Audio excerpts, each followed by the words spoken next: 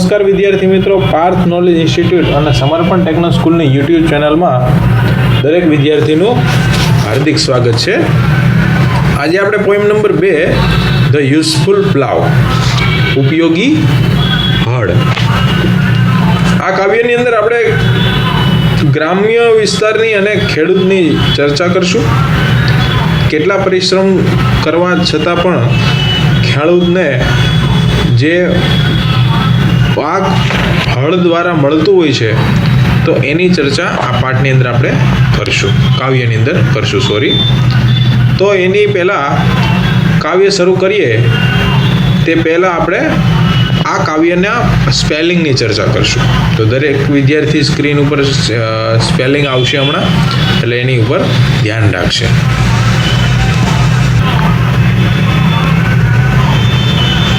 તો આ છે સ્પેલિંગ ધ યુઝફુલ પ્લાવ. દર વખતની જેમ આપણે વાત કરીએ એ પ્રમાણે સ્પેલિંગને દરેક વિદ્યાર્થીએ એક વખત ખાસ સૌથી પહેલાં સ્પેલિંગને વાંચી જવા. વાંચ્યા પછી દરેક વિદ્યાર્થીએ સ્પેલિંગને 1 થી 2 વખત મનોમન જાતે પોતાની રીતના લખવાનો પ્રયત્ન કરવો, અને પછી શક્ય હોય તો એની કોઈ અલગ પેજની અંદર પોતાની જાતે 10 સ્પેલિંગની ટેસ્ટ લઈ અને ચેક કરી લેવું કે કેટલા સ્પેલિંગ આપણને આવડે છે. તો દરેક વિદ્યાર્થી ધ્યાન આપે. સ્પેલિંગની એક વખત આપણે બોલીને ચર્ચા કરી લઈએ. પહેલો સ્પેલિંગ છે પ્લાવ એટલે હળ. બીજો સ્પેલિંગ છે મોડરેટ એટલે કે મધ્યમ સરનું. એની પછી પ્લેઝન્ટ એટલે કે આનંદકારક. એની પછી નેક્સ્ટ ફેર એટલે કે સુંદર અથવા તો મધ્યમ સરનું. ફિલ્ડ એટલે ખેતર. વીટ એટલે ઘઉં. ટુ એડોર્ન એટલે કે સુશોભિત કરવું. બાવર એટલે લતા કુંજ.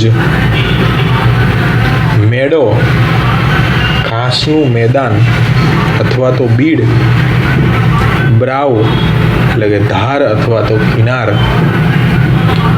કોર્ટિયર એટલે કે દરબારી. કમ્પેર સરખાવવું અથવા તો તુલના કરવી. ફોલો એટલે ની પાછળ જવું. રાઇઝ એટલે ઉઠવું.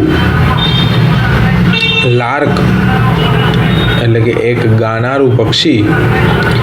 લેબર એટલે પરિશ્રમ કરવો. ડાર્ક એટલે કે રાત. ફોલ્ડ ઘેટાઓને વાડામાં પૂરવું. પેશન એટલે ઉતાવળ કરવી. ટેન્ડર એટલે કોમળ. બાવ એટલે ઝાડની ડાળી. કન્ટેન્ટ એટલે સંતુષ્ટ. મેરીમન્ટ ગમ્મત અથવા તો મોજ મજા.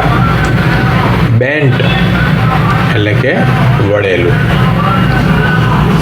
આ હતા કાવ્યના સ્પેલિંગ, જેની પોતાની જાતે દરેક વિદ્યાર્થી સ્વનિર્ભર ટેસ્ટ લઈ અને એક વખત ચેક કરીને જુએ કેટલા સાચા પડે ને ખોટા પડે.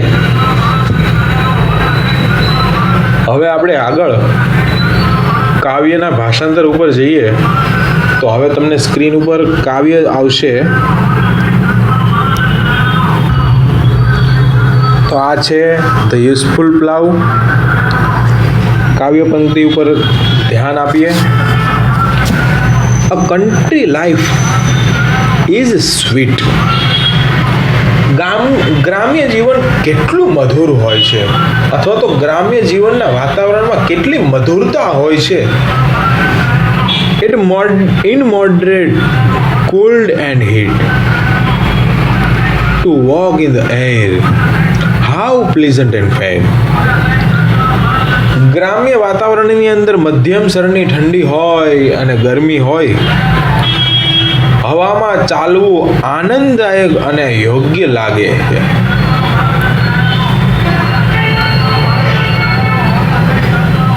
In every field of wheat, ઘઉંના દરેક ખેતરમાં, the fairest of flowers adorning the bowers, ફૂલોની સુંદરતા અને પાંદડાના શણગાર જે હોય છે. In every field of wheat, ઘઉંના દરેક ખેતરમાં ફૂલોની સુંદરતા હોય છે, પાંદડાઓના શણગાર આપણને જોવા મળે છે. The fairest of flowers adorning the bower. અને દરેક ઘાસવાળી જે જમીન છે તેના પરના every field of wheat, so that I say no courtier may compare with them who cloth in grey. કે જેથી કરીને આપણે કહી શકીએ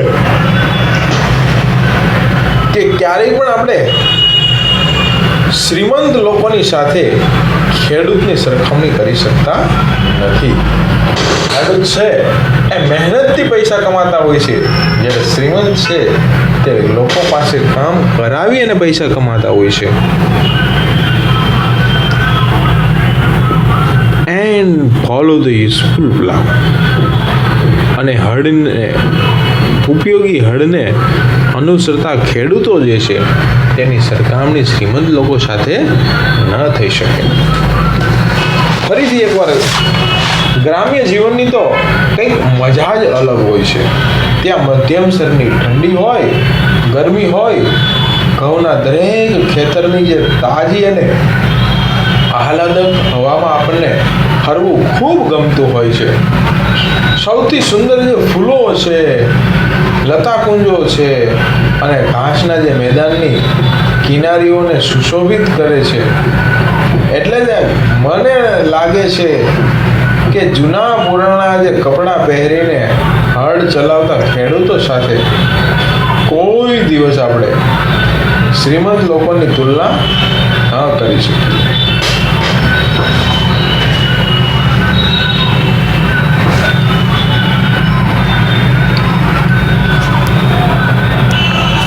આગળ વધીએ.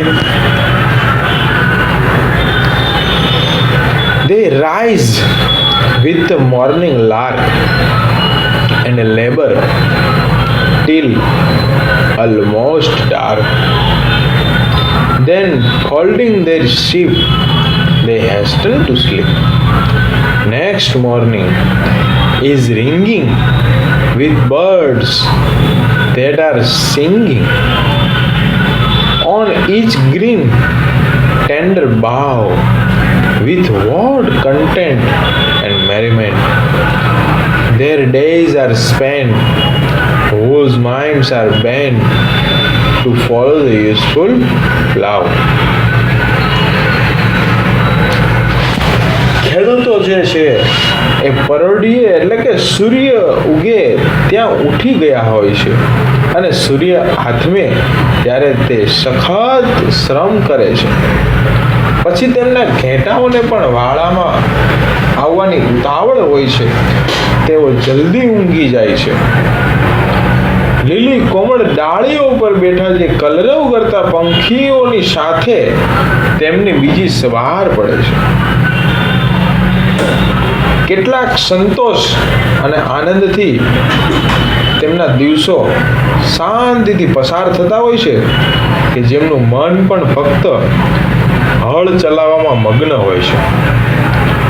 ફરીથી એક વખત આપણે આ કાવ્યનું ભાષાંતર આગળ વધારીએ. દરેક વિદ્યાર્થી ફરીથી આ કાવ્ય ઉપર ધ્યાન આપે. સ્ક્રીન ઉપર પહેલી પંક્તિ છે કે જેનું ભાષાંતર આપણે ફરી એક વખત કરીએ. ખૂબ શાંતિથી દરેક વિદ્યાર્થી સાંભળે કે જેના લીધે તમને પણ ભાષાંતર કરતા આવડી જાય. તો દરેક વિદ્યાર્થી મેં ભાષાંતર કર્યા પછી પાછા પોતાની જાતે પણ ભાષાંતર કરજો એટલે તમને આવડે. Country life is sweet. ગ્રામ્ય જીવન કેટલું મધુરતા ભર્યું હોય છે. In moderate cold and heat. ત્યાં મધ્યમ સ્તરની ઠંડી અને ગરમી ફૂંકાતી હોય છે. To walk in the air how pleasant and ફેર.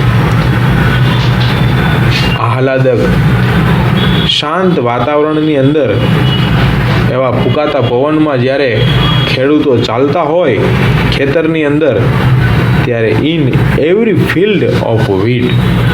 અને ઘઉંના જે દરેક ખેતરોમાં ખેડૂતો હળ ચલાવતા ફરતા હોય ત્યારે the forest of flowers adorning the bowers. ફૂલોની જે સુંદરતા ભર્યું જે વાતાવરણ હોય, પાંદડાઓના શણગારો આપણે જોતા હોય ત્યારે એ વાતાવરણ કેટલું સુંદરમય લાગતું હોય છે. And every meadows bow. અને દરેક ઘાસવાળી જે જમીન હોય તે કેટલી સુંદર લાગતી હોય છે કે જે લીલી છમ હોય છે. આમાં આપણે આપણી રીતના પણ અમુક શબ્દ એડ કરી અને ભાષાંતર યાદ રાખવાનો પ્રયત્ન કરી શકીએ. સો ધેટ આઈ સે નો courtier may compare with them who clothe in grey and follow the useful plough. તેથી આપણે કહી શકીએ કે આવા ઉપયોગી જમીનની અંદર હળ છે તેની જેમ વળેલા જે ખેડૂતોના મન છે કે જેને આપણે આવા શ્રીમંત લોકોની સાથે ખેડૂતોની સરખામણી ન કરી શકીએ, કારણ કે તે લોકોના કપડાની અહીંયા તુલના કરવામાં આવેલી છે કે તેમના કપડાની જે તુલના છે એ શ્રીમંત લોકો સાથે ન કરી શકીએ. તો આ હતી પહેલી પંક્તિનું ભાષાંતર. થોડાક શબ્દો આપણે ગુજરાતીની અંદર એડ કરી અને ભાષાંતર વધારે યાદ રાખવાનો પ્રયત્ન કરી શકીએ. કાવ્ય પંક્તિની અંદર ભાષાંતર આ રીતના યાદ રાખવા માટે વધારી શકાય. બીજી પંક્તિનું ભાષાંતર આપણે કરીએ. They rise with the morning lark and labor till almost dark.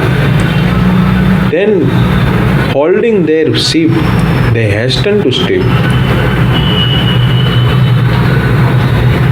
સવાર પડે ત્યારે વહેલી સવારના કોઈ ગાનાર પક્ષીથી તેમની વહેલી સવાર પડતી હોય અને રાત્રિ સુધી જ્યારે અંધારું ન થાય ત્યાં સુધી તેઓ પરિશ્રમ કરતા હોય છે. એટલે આ બે પંક્તિનું ભાષાંતર આપણે એક સાથે કરીએ તો એવું થઈ શકે કે વહેલી સવારે તેઓ કોઈ ગાનાર પક્ષીથી ઉઠતા હોય છે અને જ્યાં સુધી રાત્રિ ન થાય ત્યાં સુધી તેઓ કામમાં મંડ્યા જ રહેતા હોય છે. Then folding their sheep they hasten to sleep. ત્યાર પછી તેમના જે ઘેટાઓ છે તે પણ ખૂબ થાકી અને વાડામાં આવવાની ઉતાવળ કરતા હોય એવું લાગી રહ્યું છે. Next morning is ringing with birds that are singing on each green tender bough. પછીની સવાર કોઈ ગાનાર પક્ષી દ્વારા થતી હોય છે અને દરેક ડાળીઓ કોમળ ડાળીઓ ઉપર બેઠેલા જે પક્ષીઓ છે તેમના કલરવથી ખેડૂતો ઉઠતા હોય છે. With what content and merriment their days are spent.